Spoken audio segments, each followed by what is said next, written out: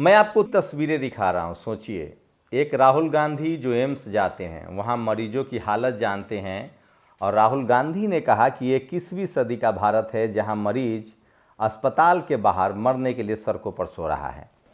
पटना के social justice rally में संविधान सम्मेलन में उन्होंने कहा कि वो कौन लोग हैं ये आपको पता है। दूसरी तस्वीर कुंभ की है। कुंभ में एक महिला हैं जिनका नाम मोनालिसा कहा जा रहा है, सोशल मीडिया पर वायरल है, और उनके साथ तरह तरह के एडजेक्टिव लगाए जा रहे हैं। वो माला बेचती हैं। और तीसरा एक शख्स और पॉपुलर हो रहा है जो IITN बाबा के नाम से है। कहा जा रहा है कि IIT ग्रेजुएट हैं, उसके बाद ये साधु बन गए, और जिस तरह से इनका महिमा मंडन हो रहा है, तो क्या इस देश के तमाम पढ़े लिखे लोगों को साधु बन जाना चाहिए? लोगों की क्या राय है? चौथा, ये आचार्य प्रशांत है जिनके स्टॉल में कहा जा रहा है कि आग लग गई है, अब लगा दिया गया, इसकी पुष्टि नहीं हुई है। लेकिन प्रशांत जो है वो लगातार वैज्ञानिक टेम्परामेंट की बात करते रहते हैं। तो क्या है कुंभ के बहाने का खेल? क्या इस देश के जो 90% लोग हैं उनके मुद्दों से ध्यान हटाया जा रहा है? सवाल है कि जिनके बच्चे बीमार हैं, स्कूल में जिनके लिए स्कूल नहीं है और जिनके पास नौकरी नहीं है, क्या उनकी खबरें मीडिया से दूर है? और सवाल है कि कुंभ हमेशा लगता है, लेकिन मीडिया जिस तरह से कुंभ का प्रचार प्रसार कर रहा है, इसके पीछे क्या एजेंडा है? क्या आम आदमी के मुद्दों से ध्यान भटकाने की कोशिश है? और क्या आपके नौकरी रोजगार ये टीवी अखबार के लिए खबर नहीं है? और आपकी क्या राय है? इस वीडियो को सुनिए और आप हमें कमेंट करके जरूर बताइएगा कि आप कैसे सोचते हैं। नमस्कार, मैं शंभू कुमार सिंह और आप देख रहे हैं नेशनल दस्तक। एक रेड माइक नाम का चैनल है। 2-3 सवर्ण पत्रकार हैं जिन्होंने ये चैनल को शुरू किया, लेकिन उनके अंदर तथ्यात्मक पत्रकारिता की अब धीरे धीरे जब से सोशल मीडिया का दौर आया है और उनको पता चल गया है कि SC ST OBC के लोग अब पत्रकार सोशल मीडिया पर एक्टिव हैं, तो वो जर्नलिज्म करने की कोशिश कर रहे हैं। ये एक शुक्ला जी हैं जो रिपोर्टर हैं, इन्होंने एम्स के बाहर की खबर दिखाई थी। और मैं फिर कह रहा हूँ, कई बार कुछ पत्रकार होते हैं जो लीक से हटकर काम करते हैं। तो सौरभ शुक्ला शायद इनका नाम है, इन्होंने एम्स की खबर दिखाई। हम लोग बराबर कहते हैं कि आखिर स्कूल अस्पताल की खबर कोई क्यों नहीं दिखाता है, लेकिन आप एक बात जानकर चौंक जाएंगे कि हम लोगों ने कई बार कोशिश की अस्पताल में कैमरा ले जाने की, लोगों से बात करने की। वहाँ चौकीदारों की नियुक्ति होती है और वो बाकायदा आप पर हमला करते हैं। आप वहाँ की अव्यवस्था को दिखाएंगे, वहाँ के समस्याओं को दिखाएंगे, तो वो सीधे हमला कर देते हैं। मैनेजमेंट की तरफ से है या क्या है? प्राइवेट अस्पतालों का दबाव है कि सरकारी अस्पतालों को ठीक न किया जाए, कुछ भी हो सकता है। लेकिन राहुल गांधी अपोजिशन के नेता हैं, वो गए अस्पताल, उन्होंने वो सारी खबरें दिखाई, लोगों से बात की। सच्चाई यही है कि इस देश के 90% लोग SC ST OBC हैं जो कुंभ जा रहे हैं, जिनको हिंदू कहा जा रहा है, जिनकी खबरें दिखाई जा रही, जिनको महिमा मंडित भी किया जा रहा है, और जिन पर हेलीकॉप्टर से फूलों की बारिश भी हो रही है। बहुत अच्छी बात है। लेकिन वही 90% हिंदू जब अस्पतालों के बाहर, ज़्यादातर SC ST OBC लाचार हैं, बेबस हैं, क्योंकि उनकी इतनी आमदनी नहीं है कि वो प्राइवेट अस्पताल जा सके।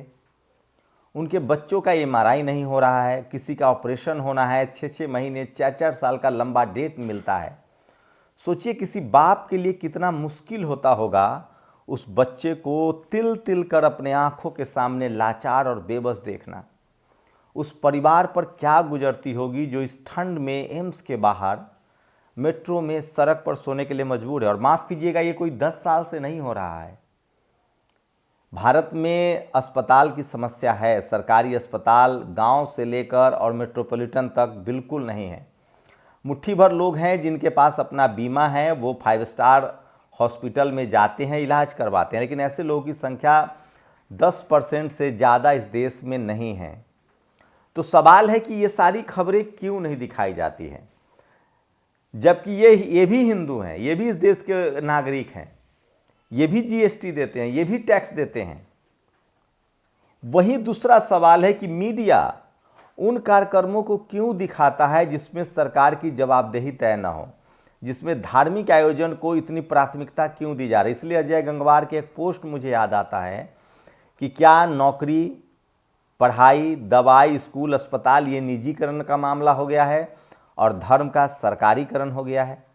ये बड़ा सवाल है। सोचिए मैं क्या कह रहा हूँ। जिस तरह से कुंभ का प्रचार प्रसार किया जा रहा है अगर इसी तरह से इस देश की मीडिया स्कूल, अस्पताल, पढ़ाई लिखाई और दवाई की बात करती तो यकीन मानिए सरकार किसी की हो, कांग्रेस ने भी 60 साल कांग्रेस भी दूध की धूली नहीं है, लेकिन जो भी सरकार होती वो सरकार को काम करना पड़ता। मनमोहन सिंह की सरकार मीडिया की वजह से चली गई थी और नरेंद्र मोदी की सरकार की वाहवाही मीडिया की वजह से हो रही है, बाकी ज़्यादा अंतर नहीं है।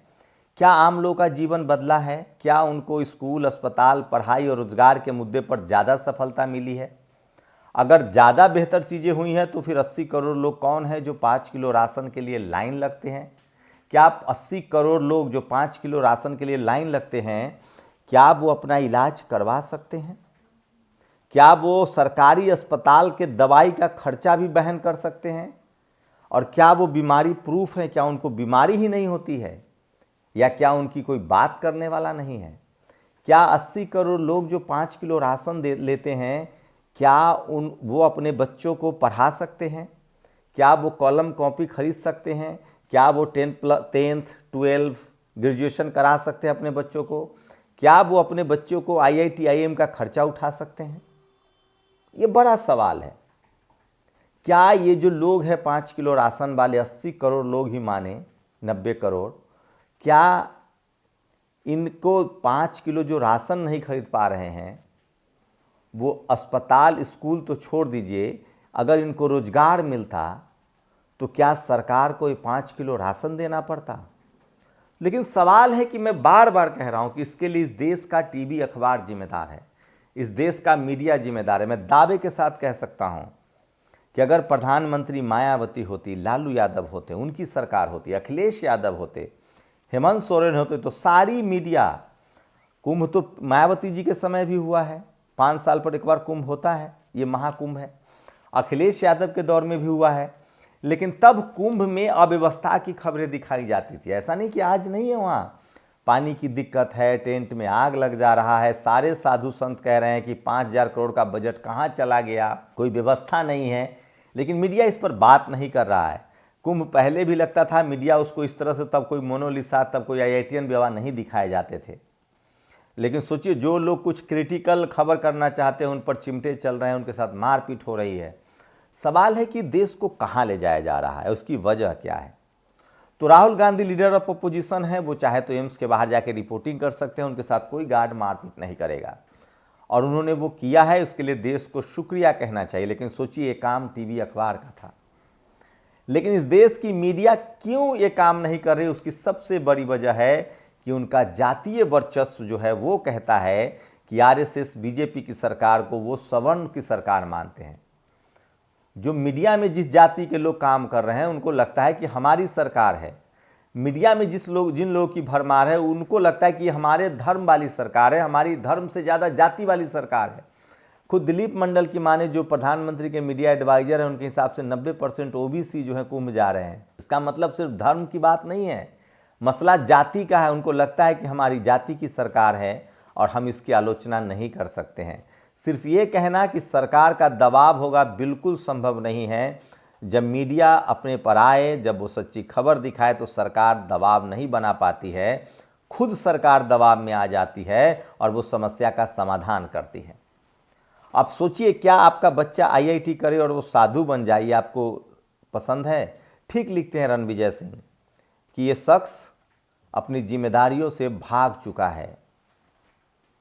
मैं फिर कह रहा हूं, अध्यात्म एक अलग मुद्दा है। बुद्ध को ने भी सवाल है कि बुद्ध, कबीर, रविदास क्या कहते हैं? इन सब लोगों ने अपनी पारिवारिक जिम्मेदारी को सबसे बड़ा धर्म और सबसे बड़ा पूजा माना है। अगर आप अपना परिवार चला रहे हैं, अपने समाज के प्रति सजग हैं, खैर वो उनका निजी चॉइस है, लेकिन जिस तरह से महिमा मंडित किया जा रहा है वो बहुत सारे सवाल उठाता है।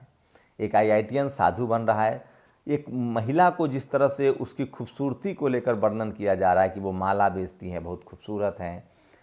क्या मीडिया नहीं पूछता है कि आप कहाँ से हो, कौन हो, आप स्कूल क्यों नहीं गए, पढ़ाई लिखाई क्यों नहीं की? ये सब तमाम वो सवाल है जो मीडिया आपसे नहीं पूछेगा। मैं बार बार कह रहा हूँ कि कुंभ के खबर इस तरह के दिखाने की सिर्फ और सिर्फ वजह है कि एक पार्टी विशेष को फ़ायदा होता है और जो लोग सत्ता में हैं और जो लोग मीडिया में हैं उनका एक जाति कनेक्शन है, और इसीलिए अभी सरकार की कोई आलोचना नहीं होगी। मैं इसलिए कह रहा हूँ, इस देश के 90% लोगों की लाचारी, बेबसी और गरीबी के लिए कोई जिम्मेदार है तो वो इस देश की मीडिया है। और संजोग से इस देश में जो विपक्षी नेता हैं उनकी राजनीतिक सामाजिक समझ सलाहकार पर निर्भर है।